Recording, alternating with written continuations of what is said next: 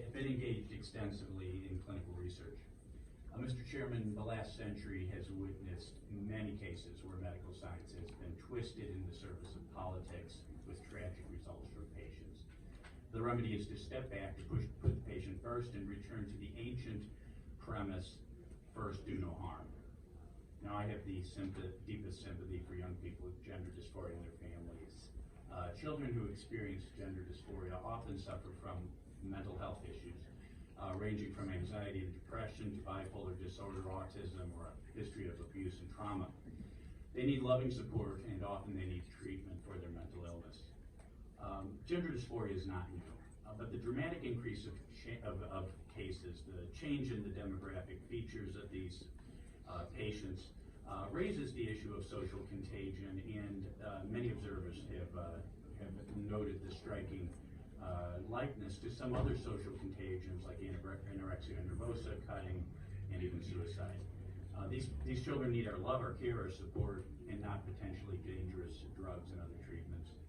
There are 11 studies to date that look at the rates of persistence of gender dysphoria from adolescence, childhood to adolescence. Of all 11, 61 to 98% of children will come to accept their sex at birth by adolescence. So-called settled gender science is neither settled nor is it science. Much of the American Academy of Pediatrics, the Endocrine Society, and WPATH recommendations are based on the so-called Dutch study. The Dutch study is biased, fatally flawed demographically, and contradicted by numerous other data. I've provided a good review to this committee about that issue. None of the three organizations named have done systematic reviews of the literature. On the other hand, is thank you. I would appreciate that. Is there any question for the witness? Great. I just was wondering, do you treat allergy and asthma clinic? Do you interview people? Is that where this is coming from? Senator, no, I don't. I'm a board certified internist, board certified immunologist, allergist. There really has only been one physician here today, other physician here today testifying. I would note that the former chair of pediatric endocrinology at WashU School of Medicine, St. Louis Children's Hospital, Paul Haruz, takes a position very different to that from the witness today, the witness of the Transgender Center, and probably has a position closer. But Senator, I just want to let my colleagues know that I have other studies that contradict some of the things that you cited, but I'd like to talk about that offline because I want to get one more witness from opponents. Thank you. I would not mind offline hearing what the physician of pediatrics has to say. Yeah, absolutely. Thank you. Any other questions for the witness? I know in the interest of time, we've only got 4 minutes. I'm going to throw a couple questions at you. We've heard a lot today, back and forth, conflicting evidence, testimony on the risks for suicide. Is it right better to give these cross-sex hormones and decrease suicide, or is it better to wait? What is your take on the two different parts of testimony? One of the affidavit, one by a witness, that have indicated providers are saying that if you don't go this route, then you're going to have a dead kid. Yeah. A couple of points. First of all, that statement, would you rather have a live son or a dead daughter, is manipulative, it's bullying, and it's absolutely contrary to anything any medical practitioner should ever tell a patient or their family. And often that statement is made in front of the kids too. Jamie Reed points that out. But regarding this business of if you don't allow your kid to undergo gender transition, they will commit suicide. There's no evidence supporting that whatsoever. It's based on a study or two that asks children who identify as transgender, and a lot of them mix in kids with same-sex attraction. Have you thought about hurting yourself in the last year? Well, many kids at that age think about hurting themselves. Many medical students think about hurting themselves.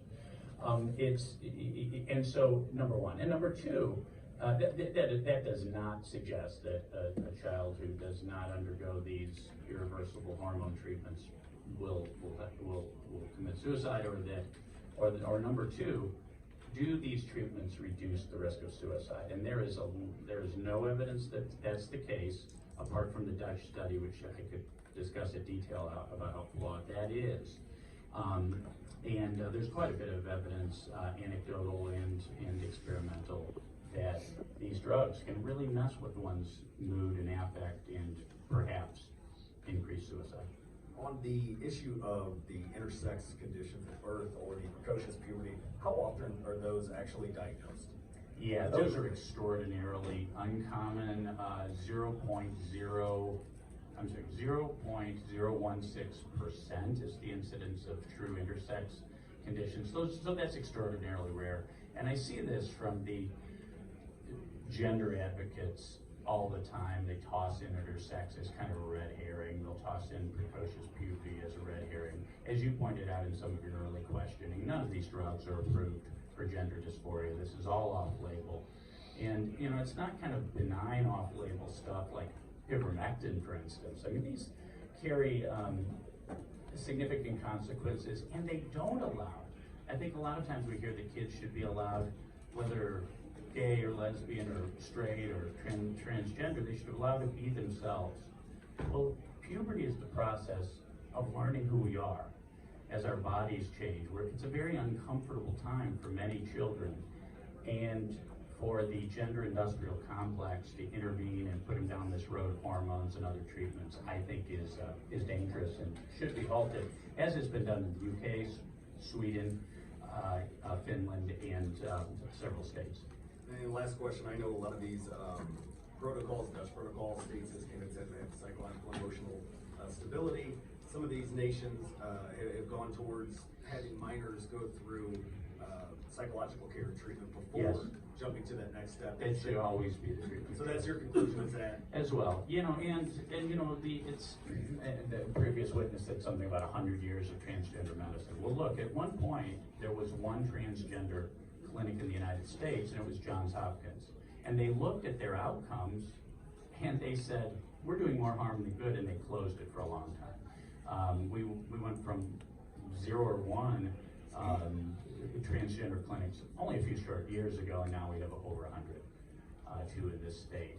So I think we need to pause here. I know we're short on time. I appreciate your testimony today, and we look forward to hearing the studies that you have. Thank you. To back up what you stated today. Thank you. Senator Rager, I think you got a question. Very quick. Yes. Your time here in the Senate, we worked on some legislation together. Right. It frustrated me to the point sometimes that that's why I lost my hair. Likewise. However, I will say, I don't think I've ever been as disappointed in you as that statement just then, that these kids, you know, might want to hurt themselves, and that's just typical of adolescents, that they're gonna cut or have thoughts. Sitting in front of a senator who's 17. That was not No, my, you're not that was senator not my now. testimony. Senator, No, listen, I'm holding listen on to the me. tax, so your vote is I've not had, Brandon. I've had enough of this. Senator. Wait, I'm gonna finish my statement. Is this You're a sitting in suppression or front not of a- homonym attack? You're sitting in front of a senator who at 17 had the suicide note written and a gun in front of him. Senator, I'm take this. sorry to hear that. Don't take this like it's nothing.